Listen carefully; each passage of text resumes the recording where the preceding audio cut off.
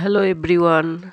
তো দেখো আজকে দুপুরে লাঞ্চে বানিয়েছি শিম দিয়ে, বেগুন দিয়ে, চিংড়ি মাছ দিয়ে একটা চচ্চড়ি। তো শিমটা আমার বাড়ির গাছেরই শিম। তো এরপর দেখো কড়াই বসিয়েছি, কড়াইতে তেল দিয়েছি। তেলটা গরম হলে ছোট ছোট চিংড়ি মাছগুলো সব ফ্রাই করে নিচ্ছি নুন আর হলুদ দিয়ে। খুব ভালো করে চিংড়ি মাছটা লাল লাল করে সব ফ্রাই করে নিলাম। চিংড়ি মাছ দিয়ে, শিম দিয়ে, বেগুন দিয়ে, আলু দিয়ে চচ্চড়ি খেতে খুব ভালো লাগে। ভাজা হয়ে গেছে চিংড়ি মাছগুলো, তুলে নিলাম। তারপর দেখো আরেকটু তেল দিয়ে ফোড়নে দিয়েছি 5 ফোড়ন, শুকনো লঙ্কা, তারপরে দিয়েছি পেঁয়াজ। খুব ভালো করে লাল লাল করে পেঁয়াজটা ভাজা করে নিচ্ছি। তারপর দেখো সব রকম সবজি কেটে রেখেছি, বেগুন, শিম, আলু,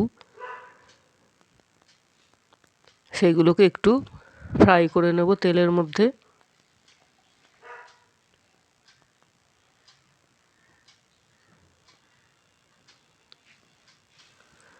তো দেখো এবারে খুব ভালো করে নাড়াচাড়া করে নিচ্ছি তেলের মধ্যে সবজিগুলো।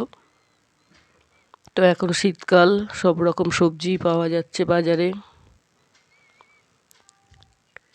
এরপরে সব রকম মশলা দিয়েছি, জিরের গুঁড়ো, ধনের গুঁড়ো, কাশ্মীরি লঙ্কার গুঁড়ো, হলুদের গুঁড়ো, লাল লঙ্কার গুঁড়ো, টমেটো, আদা রসুনের পেস্ট, সব কিছু মশলা দিয়ে তারপরে ভাজা চিংড়ি মাছগুলো দিয়ে দিলাম। আর একদিকে দেখো গ্যাসে বসিয়েছি মসুরির ডাল। খুব ভালো করে দেখো মশলা দিয়ে শিম, বেগুন, আলু আর চিংড়ি মাছ কষে নিচ্ছি।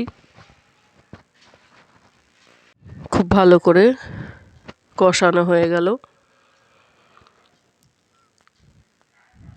তো তোমরা চাইলে বাড়িতে এরকমভাবে ট্রাই করো, খুবই টেস্টি লাগবে। শিমের তরকারিটা রেডি হয়ে গেল। আর মসুরির ডালটা সিদ্ধ করে নিয়ে তারপরে শুকনো লঙ্কা, 5 ফোড়ন দিয়ে তেল পেড়ে নিয়েছি। তো আজকে রান্না বান্না এইটুকুই। Thanks for watching everyone.